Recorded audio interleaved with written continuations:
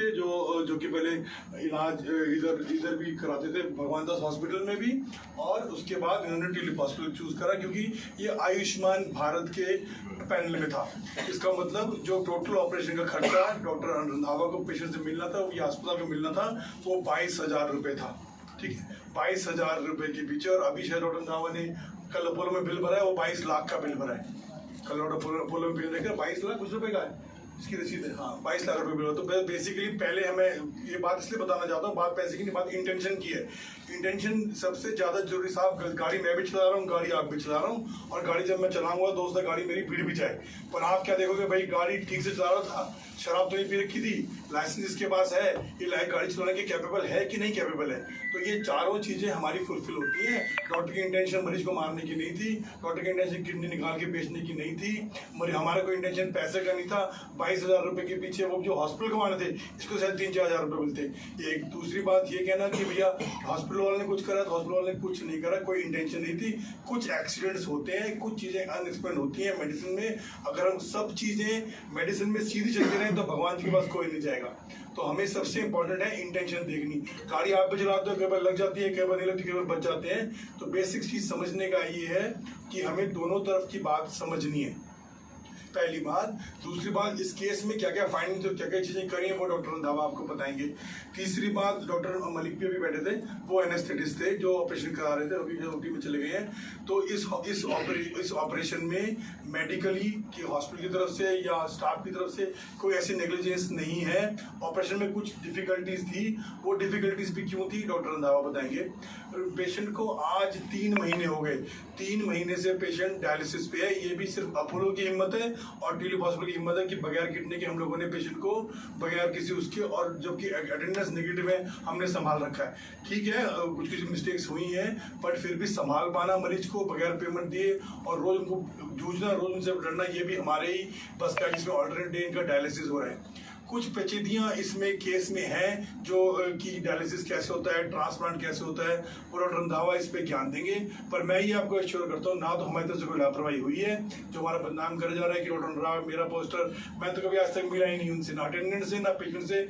Transplant के बाद, इसलिए ऑपरेशन के बाद हमारे पास आई है, तो मैं पहली बार मिला था। वो भी हमारा कर्तव्य बनता है कि एक पेशेंट जिसको दिक्कत है उसकी हेल्प करना।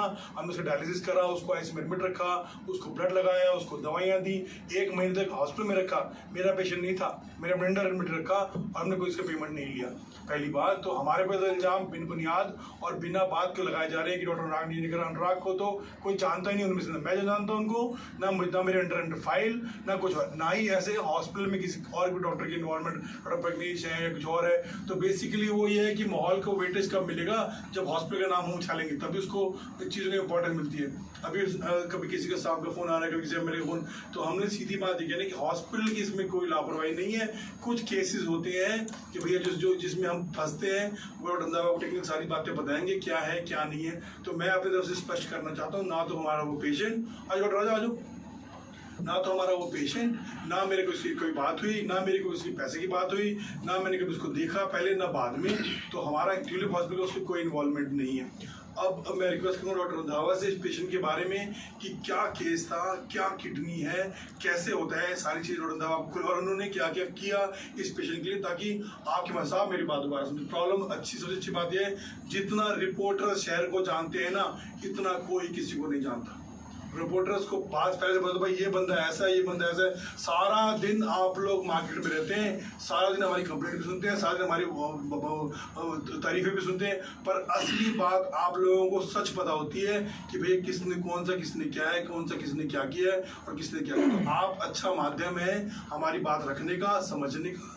इसलिए मैंने कल दोपहर, हालांकि मैं यहाँ था नहीं, मैं ऋषिकेश था, तो मैं रास्ते में सबको फ़ोन करा, सबको, कुलदीप जी को भी, नरेश जी को, सबको रास्ते ड्राइव करते करते मैंने फ़ोन करे कि मैं एक बार आना है ताकि हम भी अपना पक्ष रख सकें। तो हम लोग सचमुच ही ठीक स्वभाव से काम कर रहे हैं साहब। रोज के 100-125 पेशेंट एडमिशन होते हैं और 200 की मोपरी देखते हैं, पर अब ये फंसे हैं तो फंसे गए, वो बात अलग है। पर ऐसा कुछ हमारा मार्केट में रेपुटेशन खराब नहीं है, हम गलत और 2 नंबर काम नहीं करते। गाड़ी चला चलाते सचमुच एक्सीडेंट्स होते हैं, उसको हम कोशिश कर रहे हैं रिपेयर करने की, कोशिश किया भी है।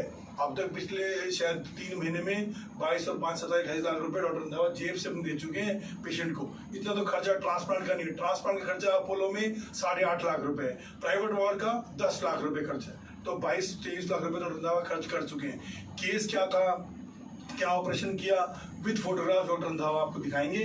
ठीक है, तो ओवर टू डॉक्टर रंधावा। और जो भी क्वारीज आपके डॉक्टर रंधावा से हैं आराम से पूछे साहब, सब लोग दोस्त बैठे हैं आप। और डॉक्टर रंधावा